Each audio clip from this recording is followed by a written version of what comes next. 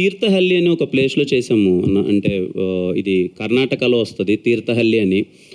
ఆ విలేజ్లో no network, TVs లేవు వాళ్ళ ఊర్లో. అంటే లిటరలీ వాళ్ళ ఊర్లో అండ్ మీ ప్రీవియస్ సినిమాలు కొన్ని వర్కౌట్ అవ్వలేదు, సో దాని నుంచి వచ్చిన చేంజ్ ఓవర్ అనుకోవచ్చా? అంటే పెద్ద స్కేల్లో కనిపిస్తుంది, మీరు కూడా సీరియస్ జోన్లోకి వచ్చినట్టు అనిపిస్తుంది. Yeah, of course everyday is learning. సినిమాలు ఖచ్చితంగా ఏదైతే రిపోర్ట్ వస్తుంటుందో మనకు అందరూ సజెషన్స్ చెప్తారో అది ఇంకా బెటర్మెంట్స్ ఏం చేయాలని నేర్చుకుంటూనే ఉంటాం. ఆ బెటర్మెంట్స్లోనే నాకు ఎప్పుడు ఛాన్స్ దొరికేది కాదు లుక్ చేంజ్ ఓవర్ చేయాలన్నా ఏదన్నా, ఎందుకంటే బ్యాక్ టు బ్యాక్ అప్పుడు కమిట్ అయ్యాను, ఆ సినిమాలు చేయాల్సిన పరిస్థితి.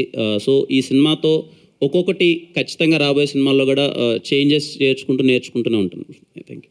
మీరు డయాస్ మీద చాలా మెచ్యూర్డ్గా మాట్లాడతారు సార్. ఇంటర్వ్యూలో కూడా చాలా అనుభవం ఉన్నట్టుగా మాట్లాడతారు. మీ మాటల్లో చాలా డౌన్ టు ఎర్త్ ఉంటుంది, అన్నీ చేస్తారు. కానీ ఈ పరిశీలన కానీ ఈ అనుభవం కానీ ఎక్కడ మీ సినిమాల్లో ఎందుకు కనపడదు? అలా కనిపించుంటే సినిమాలు ఇప్పటికి అన్నీ కూడా మంచి సినిమాలు చేసి ఉండేవారు కదా అని. సినిమా అన్నది ఒక్కరితో సంబంధించింది కాదు కదా సార్. నేను ఒక్కరిని కరెక్ట్గా చేద్దాము అన్నది ఒక్కరితో. Always cinema is team effort sir.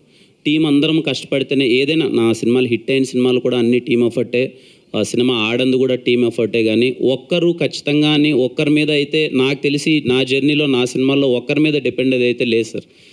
నేను ఇలా చేద్దాం ఇలా కష్టపడదాం అనుకున్నా కానీ టీమ్ సపోర్ట్ అందరం కలిసి చేస్తేనే ఒక సినిమా వస్తుంది సార్. మీరు ఎంచుకున్న స్క్రిప్ట్లు మీరు ఓకే చేసిన సీన్లే కదా?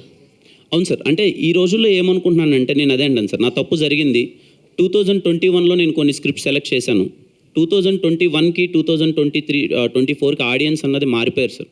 అంటే కంటెంట్ ఆ టైంకి మేబీ నాకున్న మైండ్ సెట్కి చిన్న కమర్షియాలిటీకి ఇవి వర్కౌట్ అవుతాయన్న ఒక సినారియోలో నేను అప్పుడు ఓకే చేసుకుని ఉండొచ్చు. బట్ మోర్ దెన్ కంటెంట్ ఇప్పుడు స్క్రీన్ పైన మేకింగ్ ఏంటి, ఎలాంటి సౌండ్ డెలివర్ చేస్తున్నారు అన్నది చాలామంది ఇప్పుడు టికెట్ కొనే దాంట్లో ఆడియన్స్ నాకు తెలిసి సౌండ్ విజువల్ మీద కూడా చాలామంది వెళ్తున్నారు. సో ఎక్కడో మేము టెక్నికల్ ఆస్పెక్ట్స్ పరంగా కానీ ఆ కథని స్క్రీన్ పైకి తీసుకురావడంలో మేము అందరం ఫెయిల్ అయ్యాం సార్. అది అక్కడ మిస్ అయ్యాం. కథ రూపంలో నిజంగా చాలా బాగుండేటి, విన్నప్పుడు ఇది వర్కౌట్ అవుతాయి అనుకున్నాం. ఆ ప్రాసెస్ని స్క్రీన్ పైకి తీసుకొచ్చే ప్రాసెస్లో మేము ఫెయిల్ అయ్యాం సార్. అంటే కొన్ని విమర్శలు వినిపించాయి. మీరు మీ సినిమాల్లో కొన్ని మాస్ సీన్లు చేయడం కానీ, కొన్ని యాక్షన్ సీన్లు చేయడం కానీ, వాటి మీద అంటే ఏ లేదు సార్. వచ్చాయి సార్, అఫ్ కోర్స్ అన్నీ వింటుంటాను సార్ నేను. అంటే ఇప్పుడు రాజావారి రాణి గారు చాలా సెటిల్డ్ సినిమా. మేబీ నాకు పేరు వచ్చి నేను కొంచెం అందరికీ తెలిసి అందరికీ వెళ్ళిందే ఎస్ఆర్ కళ్యాణ మండపం. ఆ ఎస్ఆర్ కళ్యాణ మండపం కంపల్సరీ కొంచెం ఆ కమర్షియల్ టింట్ అది ఉంటుంది. నెక్స్ట్ వినరోభాగ్యం విష్ణు కదా మంచిగా ఆడింది సినిమా నాది అయిన దాంట్లో. ఏమి కమర్షియల్గా లేని చేసిన సినిమాలు ఏవైతే ఉన్నాయో, ఇప్పుడు సెబాస్టియన్ కమర్షియల్ ఫిల్మ్ కాదు sir, it's content completely oriented. ఆ సినిమా నాకు వర్కౌట్ అవ్వలేదు. బట్ యా, కొన్ని ఫెయిల్ అయిన సినిమాలు కమర్షియాలిటీ మేబీ కొంచెం సీన్ ఎమోషన్ పండకున్న హై డోస్ వెళ్ళింది సార్. నాకు అర్థమైంది అది. ఎమోషన్ కన్నా ఆ చిన్న ఎలివేషన్ కొంచెం ఎక్కువ అవడం వల్ల అది మిస్ఫైర్ అయింది. అది నేను కంపల్సరీ అది నోట్ చేసుకున్నాను సార్. రాబోయే సినిమాల్లో కొంచెం కేర్ తీసుకుంటాను సార్.